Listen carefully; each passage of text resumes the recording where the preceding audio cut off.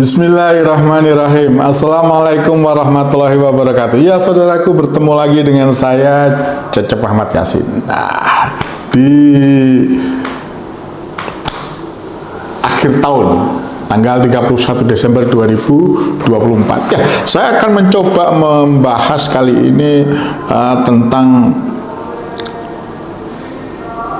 kepemimpinan Jokowi ya. Dalam hal ini kali ini saya akan bahas tentang Presiden Prabowo diwarisi oleh Presiden Jokowi, hutang yang melonjak, ugal-ugalan, dan hukum yang korup. ini ya.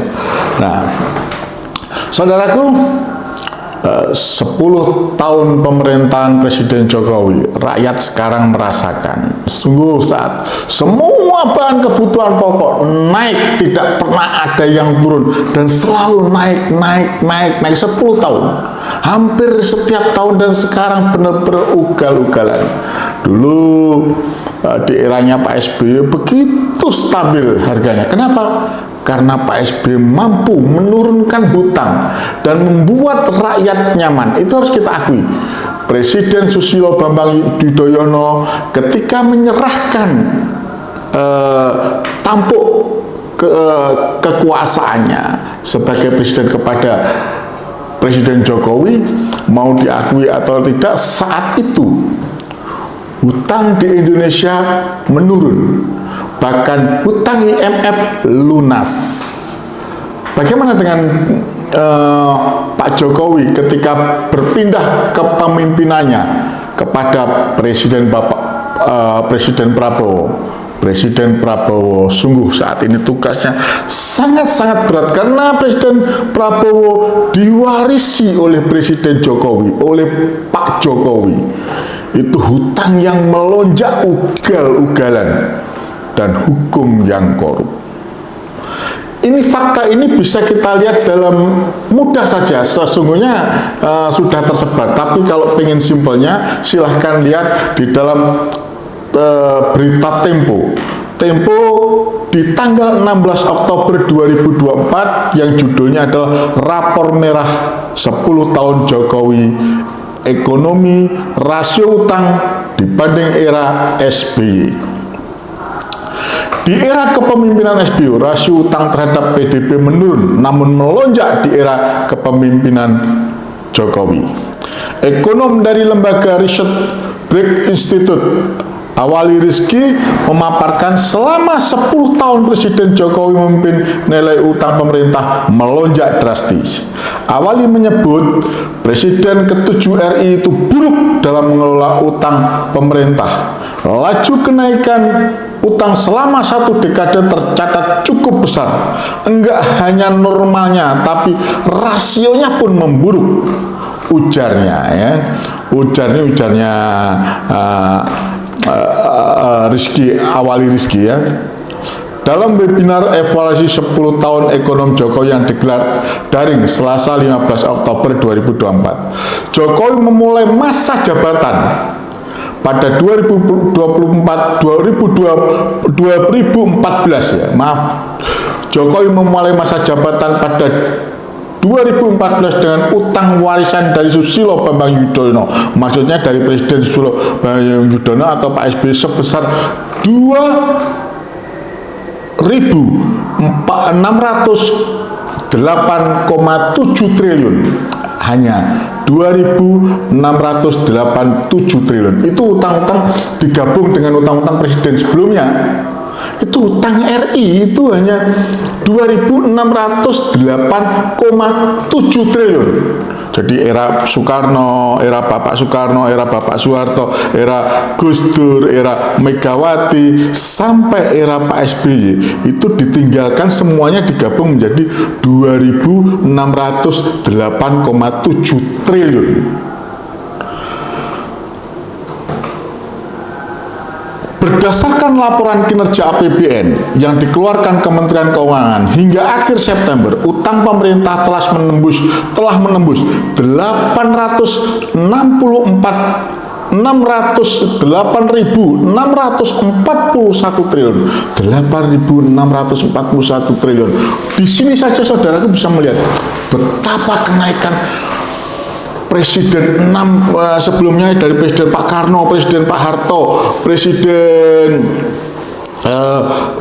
Gus Dur, Abdurrahman Wahid, Megawati, Ibu Megawati, sampai Pak SBY, itu berapa tahun? Kepemimpinan Pak Karno berapa tahun? Itu kepemimpinan Pak Harto berapa tahun? 32 tahun katanya. Mohon maaf ya, saya dengar kepemimpinan Pak Karno juga lama. Kepemimpinan Gus Dur hanya berapa bulan, berapa tahun. Megawati hanya berapa tahun. Pak SBY 10 tahun. Semuanya disalib dengan sangat-sangat dahsyat, ugal-ugalan. Itu semuanya saudaraku disalib hanya dalam rentang waktu 10 tahun. Sangat fantastis, menjadi 8.641 triliun. Bayangkan, kenaikannya bukan 100%, kenaikannya hampir 300%. Hampir 300%. Ini ugal-ugalan sekali. Hingga akhir September, utang pemerintah telah menembus 8.641 triliun. Pada era SBY terjadi penurunan rasio utang terhadap PDB di 2024 sampai 2029. Turun nih, 2024 sampai 2029 Pak SBY memimpin, rasio utang terhadap PDB berkurang 28,23% poin, turun. Dan pada periode kedua SBY masih turun lagi 3,69% poin. Sementara di era Jokowi, yakni di 2014 sampai 2019, justru bertambah menjadi 3,69% poin, dan di periode kedua naik lagi 5,50% poin. Naik terus terhadap PDB. Pada 2019, rasio utang terhadap produk domestik bruto (PDB) ini, PDB nyatanya adalah produk domestik bruto, berada pada kisaran 24%. Saat ini rasio utang naik hampir 40% terhadap PDB. Naik. Di pemerintahan pertama Pak Jokowi naik 24%, di rasio kedua naik 40% terhadap PDB. Meski rasio utang kerap dianggap aman karena berada di bawah 60%, namun kenaikannya pertanda keuangan negara makin rentan. Bunga utang akhirnya menjadi beban berat selain pembayaran cicilan pokok. Nah, di sini ini kita yang merasakan. Kita saat ini yang merasakan. Dan sungguh Pak Prabowo, saya tidak bermaksud untuk mengangkat atau memuji Pak Prabowo. Saya tidak dekat dengan Pak Prabowo, dan saya hanya membayangkan saja betapa beratnya kepemimpinan Pak Prabowo saat ini. Maka terus terang saya tidak begitu berani nyinyir, karena saya menyadari berat sekali Pak Prabowo saat ini. Ya, pembayaran cicilan pokoknya saja. Rapor merah untuk pengelolaan utangnya Presiden Jokowi ini adalah bayar bunga dan cicilannya makin besar dibandingkan dengan pendapatannya. Ini jadi pemasukannya. Coba bayangkan, pemasukannya dengan membayar hutangnya saja lebih besar membayar hutangnya. Bagaimana mungkin tidak berat, saudara? Jadi di sini ini yang saya terus terang susah untuk nyinyir dengan Pak Prabowo. Debt service ratio atau beban utang pemerintah yang terdiri dari bunga dengan pokok sudah mencapai 40%. Jika dibandingkan dengan negara, angka ini jauh dibandingkan dengan ketika Jokowi memulai masa pemerintahan. Kala itu debt service ratio masih kurang dari 20%. Jadi waktu Presiden Jokowi itu pembayaran hutangnya, yang mohon maaf ya Pak SBY, Pak Susilo Bambang Yudhoyono, Bapak Presiden Susilo Bambang Yudhoyono saat itu benar-benar membuat kita nyaman, usaha itu nyaman, baik, fine, dan rakyat kecil masih bisa tersenyum, rakyat masih bisa tersenyum karena semuanya masih murah. Tapi di eranya Presiden Jokowi, mohon maaf saja, utang ugal-ugalan dan kondisi ekonomi rakyat itu benar-benar terpuruk. Sampai saat ini kita rasakan. sampai saat ini kita rasakan, dan ini menjadi beban yang sangat berat yang harus dijalankan oleh Presiden Prabowo Subianto. Masalah utang ini akhirnya ditanggung pula oleh pemerintahan selanjutnya. Nah, ini jelas ya, masalah utang ini akhirnya ditanggung pula oleh pemerintah selanjutnya. Dalam ini pemerintahan Pak Prabowo ya. Anggota Dewan Pakar TKN Prabowo Gibran, Derajat Wibowo, ini Mas Derajat nih, saya cukup kenal dengan, sempat menyebut bahwa tahun depan sekitar 45% pendapatan negara habis untuk membiayai hutang. Bayangkan, Presiden Prabowo di 2025 pendapatan negaranya habis untuk membayar hutang. Pada 2025 penerimaan negara ditetapkan 3.005 triliun, dan dari angka tersebut 1.353,2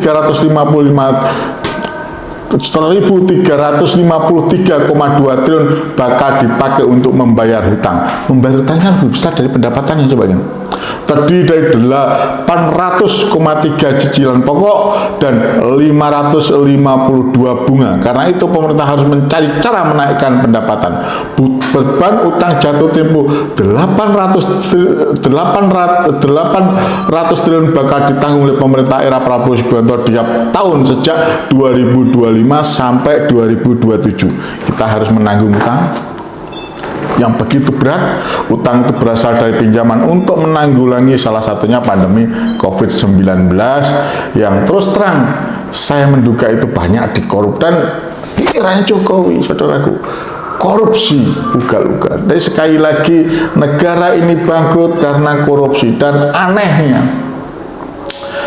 nggak tahu penegak hukum kita itu bagaimana ya. Orang-orang yang korup itu adalah orang-orang pengkhianat, orang-orang yang harusnya kalau dalam perang itu pengkhianat itu harus dibunuh, dimatikan, tapi ini tidak. Saya tidak habis memikir ketika, mohon maaf, saya melihat, saya bukan orangnya Gus Nur atau Nur Sugi, saya hanya bagian dari orang yang ingin membela orang-orang yang kritis. Saya berpikir Nur Sugi atau Gus Dur ya itu begitu hebatnya, beraninya dibandingkan mereka-mereka yang nyinyir tapi berada di pemerintahan. Nah, mereka tidak akan berani seperti Gus Nur itu menyuarakan kepeduliannya kondisi negara rakyat saat ini harus dibayar karena nyinyir saja. Nyinyirnya Gus Nur atau Ustadz Nur Sugi, itu Gus Nur ya, kalau saya bilang Gus Nur, beliau hebat sekali itu dalam menyampaikan. Di sela-sela dakwahnya beliau menyampaikan kondisi saat ini untuk supaya rakyat melek. Ini loh kondisi negaramu, ini loh bebanmu. Kamu jangan hanya mengeluh, kamu harus berbuat, kamu harus bergerak, menyampaikan. Dorongan DPR-mu untuk lurus, dorongan penegak hukum untuk lurus, dorongan suarakan kepada presiden supaya presiden lurus.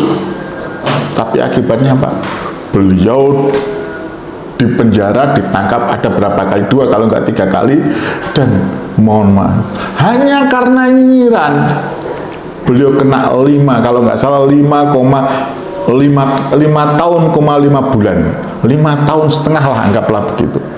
Itu hanya nyinyir. Coba bayangkan kalau tanyakan kepada hakim dan tanyakan kepada penyelenggara negara maupun dewan, adilkah kalau terhadap Gus Nur yang hanya menyuarakan seperti itu dihukum? Menyuarakan lewat IT tidak membuat, tidak mengkhianati negara, tidak membobokkan negara, tidak membuat pecah belah. Yang membuat pecah belah itu adalah korupsi, yang membuat kita sekarang ini berantem karena kita ini benar-benar tidak nyaman, benar-benar kita ini merasakan dampaknya. Itu dampak daripada korupsi ekonomi kita, rakyat menyeluruh.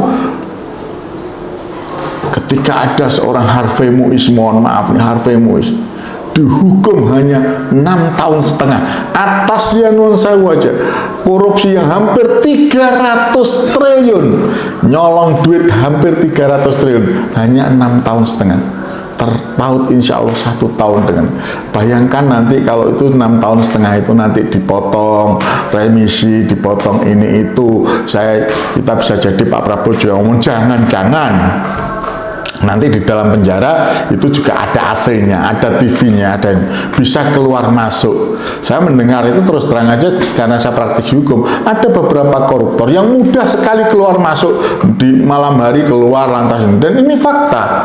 Dulu pajak itu ya, pajak itu dia ditangkap, apa saya lupa namanya, jelas ada orang pajak yang melakukan korupsi ditangkap, bisa jalan-jalan walaupun sudah ditangkap di penjara, dia bisa jalan-jalan melihat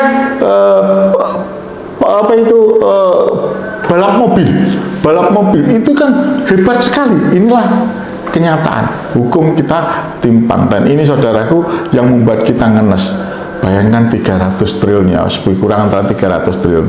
Nah, itu kalau ada orang disuruh saja, jangankan begitu, 1 triliun saja kamu tak kasih uang 1 triliun, 100 miliar saja lah, 100 miliar, mau nggak kamu saya hukum 10 tahun? Itu kalau dikumpulkan se-Indonesia banyak yang mau, banyak. Oke, saya 1 miliar saja insya Allah sudah banyak yang mau kumpul untuk datang.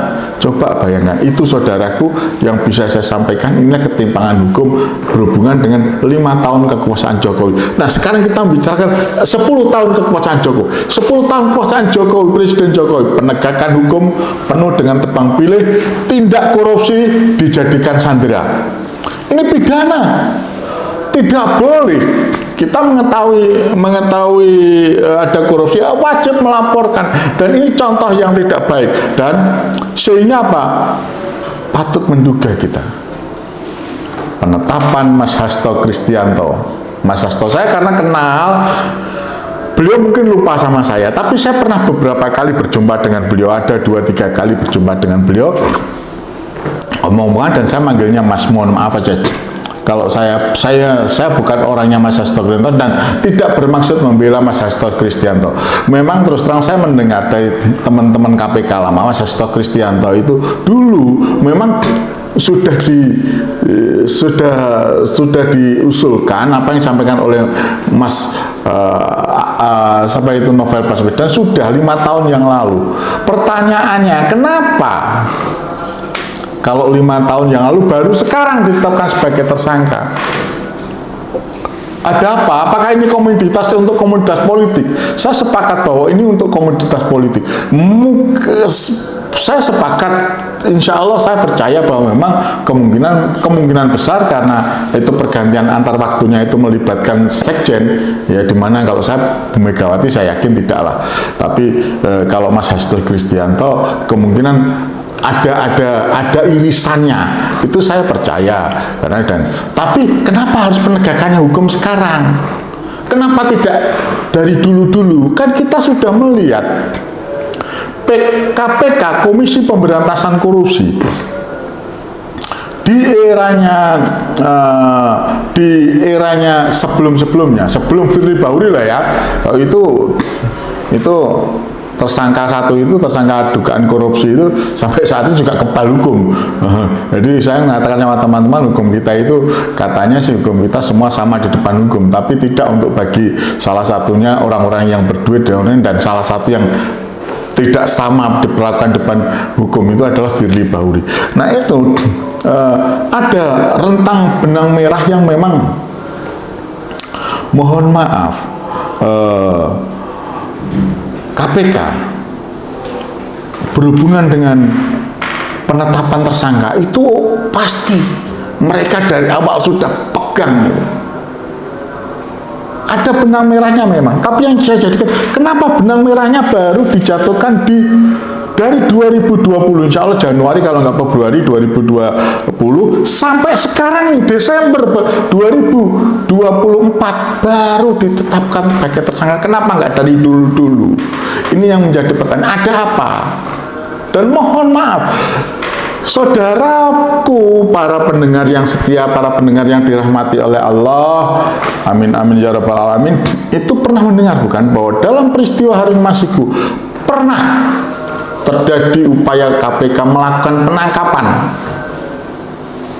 di PTIK, Perguruan Tinggi Ilmu Kepolisian, di markasnya polisi, di mana polisi itu punya kewajiban untuk menegakkan hukum, menangkap atau mengamankan para pelaku tindak pidana, khususnya tindak pidana korupsi. Mereka berkewajiban untuk membantu KPK.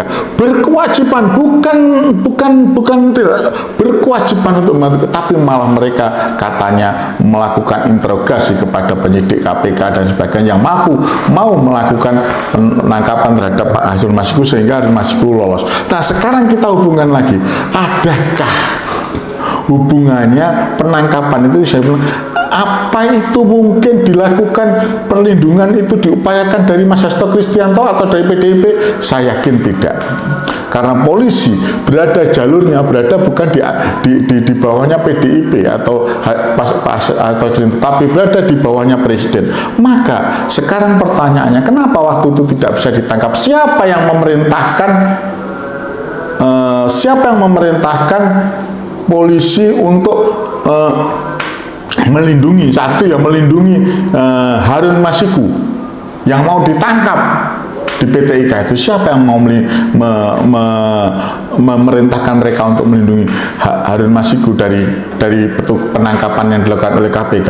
Nah, ini pertanyaan ini sampai sekarang menjadi pemikiran saya. Oh, disitulah saya percaya. Tidak lain saya menduga, patutlah diduga bahwa itu adalah ada cawe-cawe presiden, karena polisi berada di bawah presiden. Coba lihat keberadaan Polri dan presiden.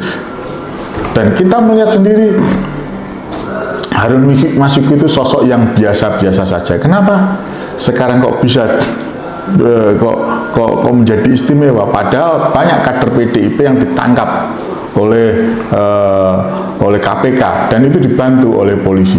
Untuk Harun Masiku kenapa tidak? Ini yang menjadi pertanyaan saya. Dan kalau ini memang benar terbukti, maka dalam kasus ini perintangan polisi-polisi yang melakukan perintangan itu wajib hukumnya oleh KPK dilakukan penangkapan dan ditetapkan sebagai tersangka. Juga yang memberi perintah kepada polisi, siapa yang beri perintah kepada polisi, inilah yang harus dilakukan penangkapan juga. Kalau itu dilakukan oleh Pak Jokowi, apapun yang terjadi, Pak Jokowi melakukan perintangan saat itu, maka harusnya KPK melakukan penangkapan kepada Pak Jokowi. Oke. Kita bicara masalah itu ya. Masalah yang lainnya berhubungan dengan penegakan hukumnya. Di era Presiden Jokowi, benar-benar hukum itu seperti dikencingi. Hukum itu bukan menjadi skala prioritas. Penegakan hukum hanya tebang pilih. Kita cukup jelas dalam putusan MK nomor 90/2023 soal batas usia calon presiden cawapres dengan fakta adanya pelanggaran etik di dalamnya. Ini pelanggaran etik, ini sudah diperiksa pelanggaran etik di dalamnya, dan yang membuat Anwar Usman, adik iparnya Jokowi, terlempar sekarang menjadi hakim biasa mungkin ya. Mohon maaf aja, dan ini terus terang saya tidak patut menduga lagi keputusan MK berhubungan putusan MK nomor 90 itu adalah berhubungan dengan Gibran. Kalau tidak Gibran, maka ya mohon maaf si Gibran, kalau tidak karena Gibran tidak mungkin ini akan lepas. Saya tidak memasalahkan hasil pemilu, sama sekali saya nggak memasalahkan hasil pemilihan presiden. Saya hanya memasalahkan inilah penegakan hukum yang amburadul di era Jokowi, dan yang paling sangar di era Jokowi itu keputusannya benar-benar menghancurkan rakyat Indonesia. Betul-betul tega. Sampai lihat sekarang kasus PIK, teriakannya, saya datang ke sana, di kasus sana saya mendengarkan langsung bagaimana rakyat saat ini akibat dari kebijakan Jokowi. Dan saya juga datang bagaimana rakyat Rempang, warga Rempang, rakyat Indonesia begitu sekarang ini juga, aduh, nggak karu-karuan. Warisan daripada yang namanya Presiden Jokowi, kalau saya bilang Presiden Sontoloyo ini, enak saja dia setelah meninggalkannya itu seperti warisan, seperti tidak bermasalah saja. Ini masalah Rempang ini sekarang banyak didatangi preman-preman yang mereka mengatasnamakan, ya mohon maaf aja, inilah saudaraku, ada orang-orang yang tega menjadi backingnya para apa itu yang di era yang sudah katanya merdeka, walaupun kita tidak merdeka, menjadi bagian daripada yang menginjak-injak rakyat Indonesia, yang menyiksa rakyat Indonesia. Menyiksa itu bukan berarti kadang fisik, tapi bukan fisik saja, tapi mentalnya. Mereka datang dengan menakut-nakuti dan sebagainya. Ini saat ini terjadi di Rempang, saya mendengarkannya, dan di PIK insya Allah saya akan hadir di kedua tempat itu dalam waktu dekat ini, karena terus terang saya prihatin ada penindasan di sana. Jadi itu saudaraku, saya sampaikan bahwa fakta itu semuanya bahwa Presiden Prabowo diwarisi oleh Presiden Jokowi hutang yang melonjak ugal-ugalan dan hukum yang korup. Tidak ada yang baik dari kepemimpinan era Presiden Jokowi. Kalau ada yang ngomong bahwa tol itu hutangnya dibebankan kepada rakyat, dan salah satu yang membuat, mohon maaf, 12% kenaikan pajak 12% itu adalah karena hutangnya Jokowi yang ugal-ugalan. Itu yang bisa saya sampaikan. Tetap semangat bersama kita, peduli kepada kondisi rakyat yang saat ini benar-benar dalam kondisi tertekan. Dan jangan lupa Palestina membutuhkan perhatian kita. Palestina membutuhkan uluran tangan kita. Rakyat Palestina dan Palestina adalah mereka-mereka yang dulu mendukung kemerdekaan Republik Indonesia, yang mendukung bukan hanya dengan suara, tapi mereka dulu juga mendukung kemerdekaan kita dengan memberikan bantuan uang ke Negara Kesatuan Republik Indonesia. Ayo dukung Palestina, dan ingat bahwa kita bantu, kita usahakan berupaya berempati kepada Bapak Prabowo. Jangan terlalu vokal. Boleh kita vokal, boleh kita kritis, tapi tetaplah dalam koridornya, karena sungguh Pak Prabowo saat ini benar-benar, saya tidak ingin menjadi apa-apa, tapi benar-benar diwarisi oleh warisan Jokowi yang sangat-sangat membebani rakyat Indonesia, dan tentu membebani Bapak Prabowo dengan cara yang sadis. Itu dari saya. Fisabil haq fastabiqul khairat. Wassalamualaikum warahmatullahi wabarakatuh. Ya, tetap semangat dan jangan mau diubah-ubah oleh mereka yang mengatasnamakan apapun, termasuk memasalahkan masalah nasab. Sungguh masalah nasab itu kita tidak terganggu. Ada orang mengaku siapapun, itu tidak mengganggu kita. Yang mengganggu kita adalah korupsi dan hukum, penegakan hukum yang tebang pilih yang dilakukan oleh polisi, jaksa, dan hakim. Penegakan hukum yang tidak memenuhi rasa keadilan, penegakan hukum yang dilakukan penuh dengan rekayasa, dan saat ini fakta terbuka semuanya. Polisi banyak merekayasa kasus, dan ini juga saya alami, di mana saya punya permasalahan, teman-teman saya dipukuli di Masjid Al-Mutakun Kota Kediri, menjadi korban pengeroyokan, dibalik oleh Polresta Kediri menjadi pelaku pengeroyokan. Ini nyata saudaraku, ini nyata, dan ikuti terus nanti. Mohon saudaraku yang mendengarkan nanti ikuti kami, karena teman-teman saya akan dikriminalisasi, akan direkayasa oleh kemungkinan Polresta Kediri dan juga Kejaksaan Kota Kediri. Itu yang bisa saya sampaikan. Tetap semangat dan tetap berkarya untuk bangsa dan negara.